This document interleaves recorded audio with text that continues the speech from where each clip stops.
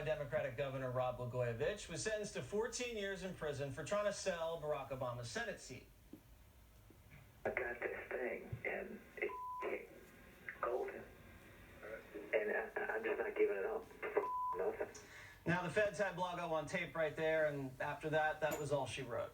Donald Trump pardoned Blago this week, commuting his sentence from a whopping 14 years to 8 time served.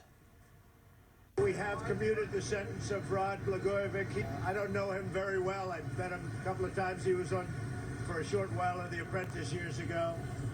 Seemed like a very nice person. Don't know him, but he served 8 years in jail.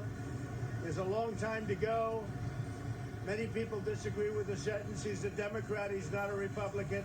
It's pretty clear one of the main reasons Trump pardoned Blago is because he was on Celebrity Apprentice. Did you raise money, or did you feel it was a conflict? I'm in an unusual position. When I come calling for money these days, someone else is listening, and people on the other end know that.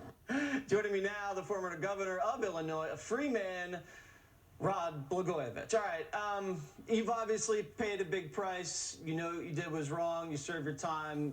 Crazy sentence to begin with, but that's all in the past. Did you ever talk to Barack Obama about this Senate seat? Did he have any knowledge about what was going on or not?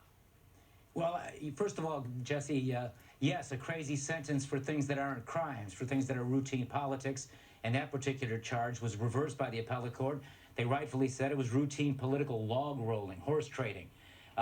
President Obama began the whole conversation because he sent someone to me as a middleman, a mediator, not unusual in politics. Right. On the night he was elected president, to say that he'd like to talk about his choice for the Senate and to see what I might be willing to ask for.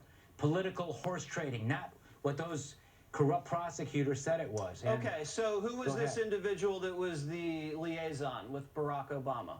His name was Tom Balinoff. He's a big union leader. Okay, so it was Barack Obama's understanding that his liaison was going to work with you to appoint the guy that was going to fill Barack Obama's Senate seat, and Barack Obama, incoming president, wanted to know what was going to be in exchange for the seat. Is that what you're saying?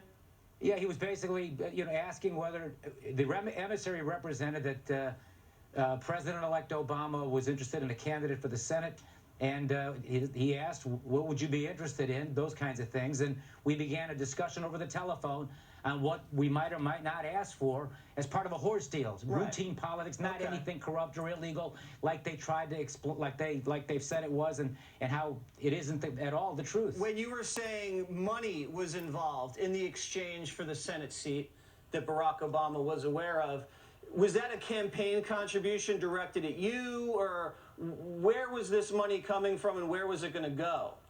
Well, I never ever said anything like that. I never said that there was money in exchange for the Senate seat.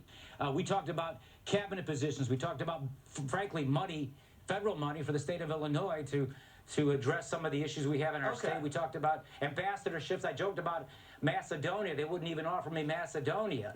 So a lot of it was, I understand. So a lot of it was in tongue-in-cheek. This happens a lot, especially in Chicago. I'm sure the prosecutors have a different opinion about that.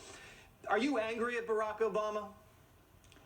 I'm disappointed in Barack Obama. I'm not angry at him. He had an opportunity. Do you know things about Barack Obama that you haven't spoken to anybody about? Well, let me say this generally. I know a lot of things about a lot of different people who I knew in politics that I haven't spoken about, and I would not exclude him from that list. Are you planning on speaking about what you know about Barack Obama and how he came up in that Chicago system, obviously notoriously corrupt city? Well, I'm interested in telling the truth and doing it without any spirit of meanness or malice, but to be truthful and talking about things that might be of interest and that actually might serve the public good. Is there anything you want to get off your chest about the former president with regards to that you haven't told anybody before?